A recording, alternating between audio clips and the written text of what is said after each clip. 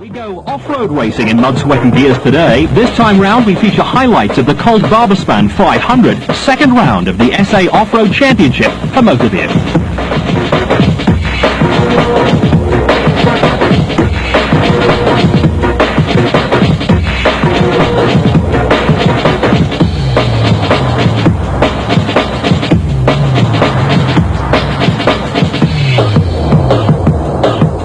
One of the championships, the Lichtenberg 400, the Mitsubishi Pajero team of Neil Woolridge and Kenny Scholthammer were leading the production vehicle category. And for this event, they had a brand new weapon at their disposal, the ex-Dakar Pajero, which finished second last year. Woolridge and Scholthammer were leading Pete Harsbrook and Christo Bosch in their Toyota, who were also at the top of Class D, with Hannes Schwabler and Richard Leek in their BP Nissan third.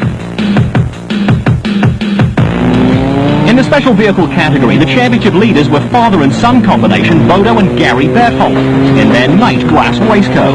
They had a great run in the Lichtenberg 400, beating many of the more fancied teams to get their championship campaign off to the best possible start.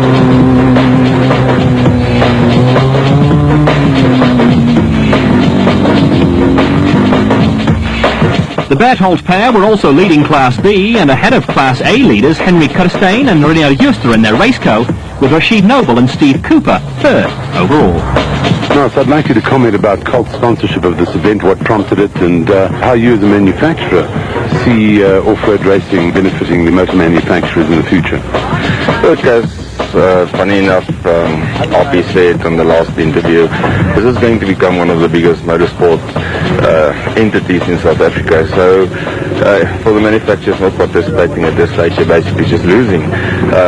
From our side sponsoring the event, we've been involved in motor racing from Mercedes-Benz, from Colt, from all over the world, and we just felt that it's really time that we try and plow some effort back into motorsport.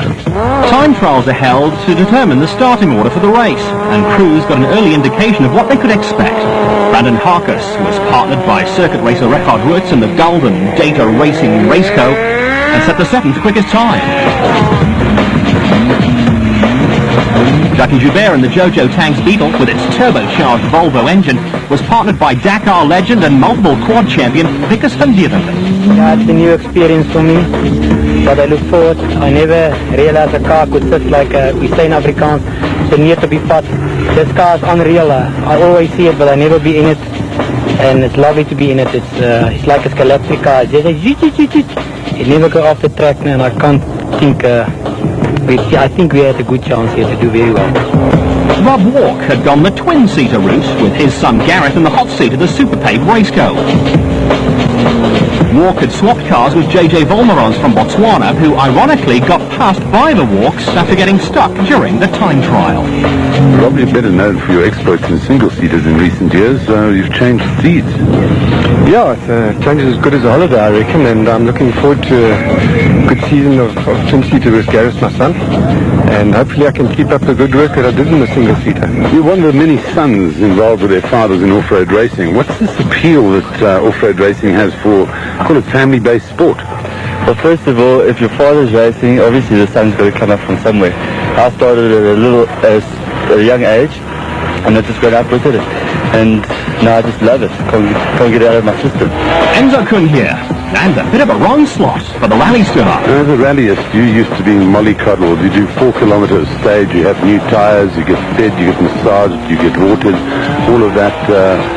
Comment about the endurance element of off-road racing. It's like chalk and cheese. There's a big difference between the two. I mean, I'm, as you say, used to after 5 kilometers or say 4 minutes get a fresh set of tires and a cool drink, and there's nothing like this. Yeah, you need to look after yourself as well, and it's still hot inside the vehicle.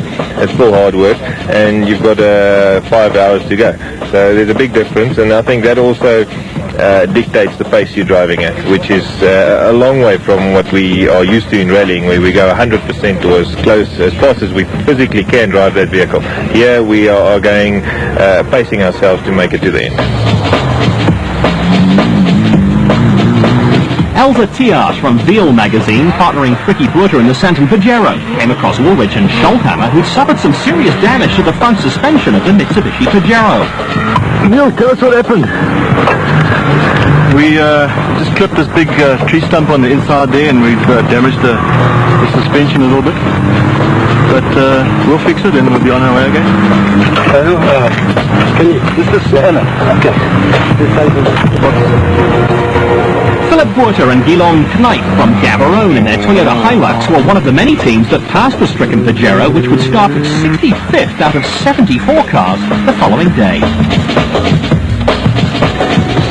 Problems too for 11 times rally champion Cyril van der Merwe and Scott Abraham in their SALive.com Jeep Cherokee.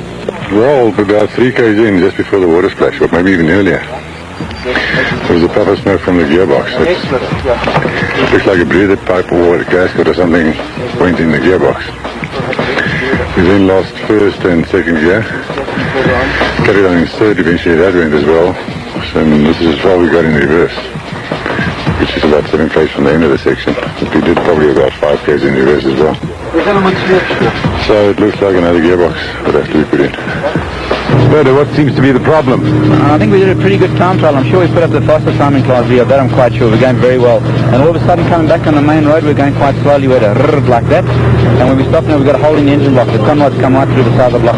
You can look in this side of the engine block and look out the other. Look down the bottom here. You can see daylight on the other side. It's a brand new engine. So, mixed fortunes for some of the fancy teams in the time trial, and in fact the Bertholts were out of the race. As the sun set on the horizon in the northwest province, those who were still in the race settled down for the night. Most crews would do some final checks on their vehicles to make sure that everything was right for the next day, which will cover 500 kilometers in the Delaredo-Mabatu area.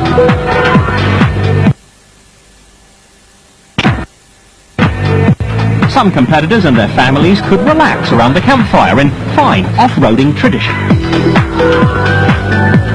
while others, like the crew of the SALive.com Jeep, worked through the night, also in fine off-roading tradition. The starting order for Racing Section 2 saw Bevan Bertholts and Botswana businessman Atang Mahakaneni in pole position. But one thing was for certain, this order would not remain the same.